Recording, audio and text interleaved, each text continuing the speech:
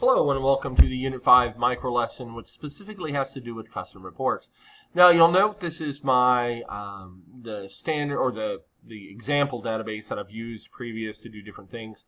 And one of the things that I've created previously was this instruct number query report. And when you create a report is a way to classify data, to organize data as you from tables. It could be from queries and things along those lines. But very similar to every other database, very similar to the forms that we created before, I can go in and I can modify my reports. So for instance, I can come in here and I want to go to my design view of the report. Now there's some different things as we look at this.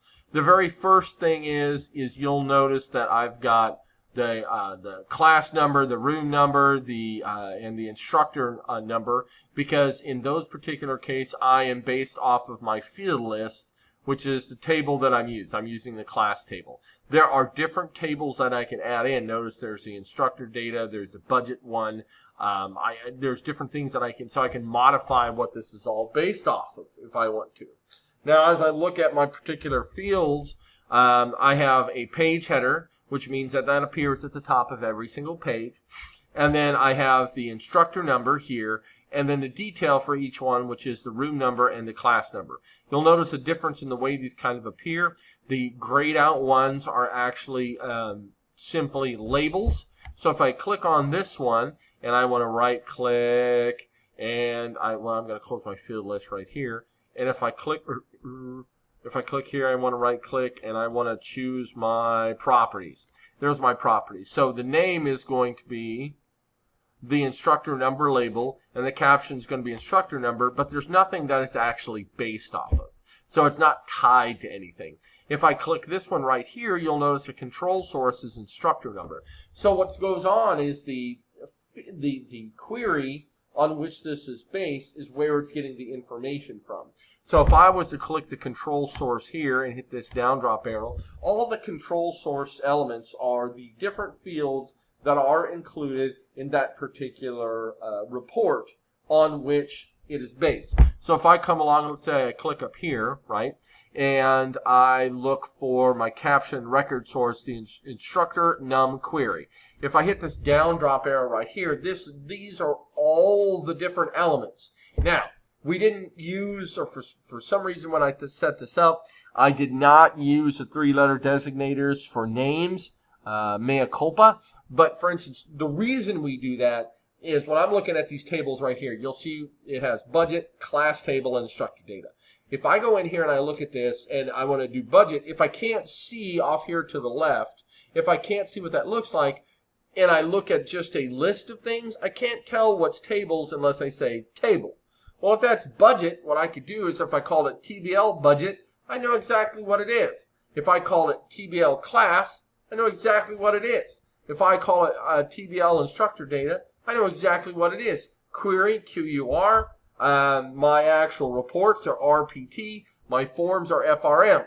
So if I named that appropriately, if I couldn't see the actual objects within this particular database, I could actually look at the table there by the three-letter designators and be able to figure out what it is. That's the reason that's there. Now you'll notice if I go along and I choose a different one here, the add existing fields will allow me to choose the fields that are in that particular query, that particular table, but we're going to leave it with the instructor num query. Now let's kind of play around with that. And notice that was the control source. So once again, if I go into the detail, what this means is for every one instance of the instructor number, I'm going to only print that one time, and then all the room numbers and all the class numbers that are associated with that instructor number. So if I come along and I click on room number, you'll notice the control source is room number. If I click on class number, you'll notice the control source is class number. And when I actually run the report, so let's go ahead and change it to our normal report view, you'll notice there's our instructor number. There's instructor number 1 has 2 rooms and 2 class numbers. Instructor number 2 has 1 room, 1 class number. Instructor number 4 has 1 room number and 1 class number. Now, if I wanted to change the room or the instructor number to the actual instructor values, what I could then do is I could combined in the query before we get to this point, so I replace instructor numbers with actual names for a better, more easy to follow report. So a lot of times when you're putting together a report, and this is always my thought process, is you try to stay away from a lot of calculations on the report, do the calculations on the query, and that way it's easy for you to run, retest, you make sure all the values are correct, you make sure all the numbers are correct, and then you turn around and you make the report based off that. So it's very easy to see the different elements and to be able to run the tests that you need. I'm thinking there's a squirrel in my backyard, but that's okay. At any rate, what then happens is, let's say, for instance, I want to modify this.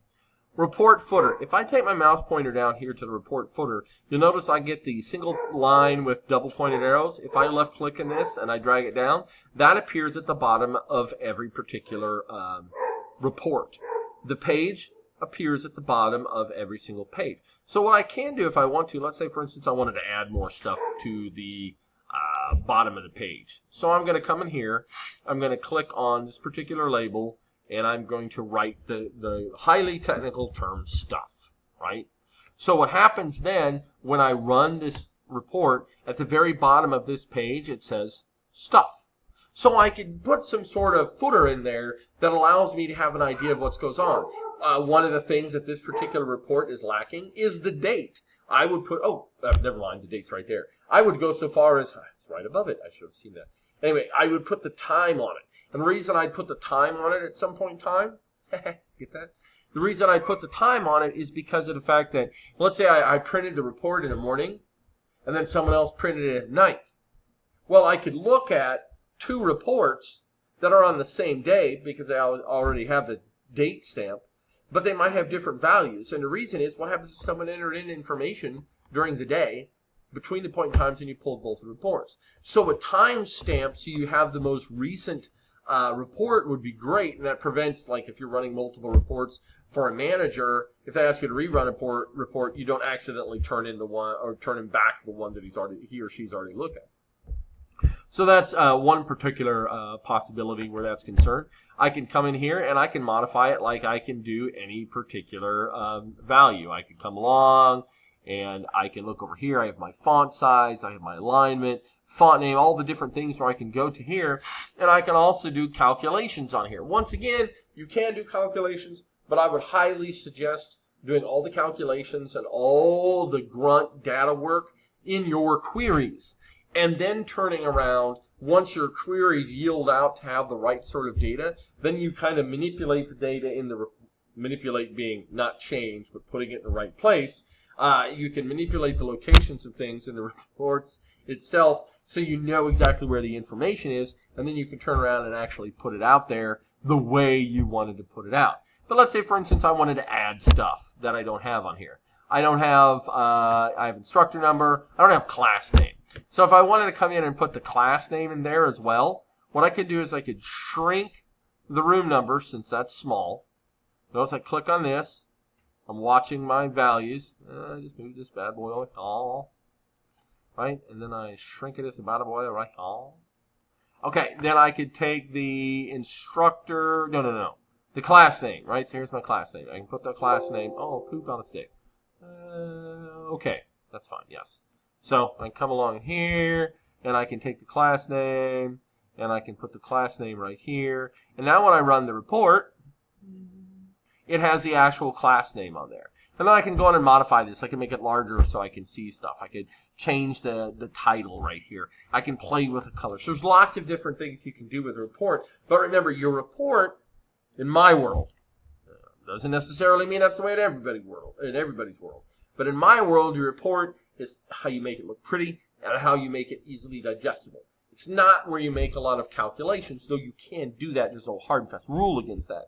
I just like to avoid it so you don't have things like, if there's a calculation error, I'm going to my query to figure out what's going on. So I'm always going to the same place rather than reformatting and digging around in the table, because when you dig around, when you dig around in the report, there's a lot of things that are kind of behind other things, and it gets difficult for you to kind of work with.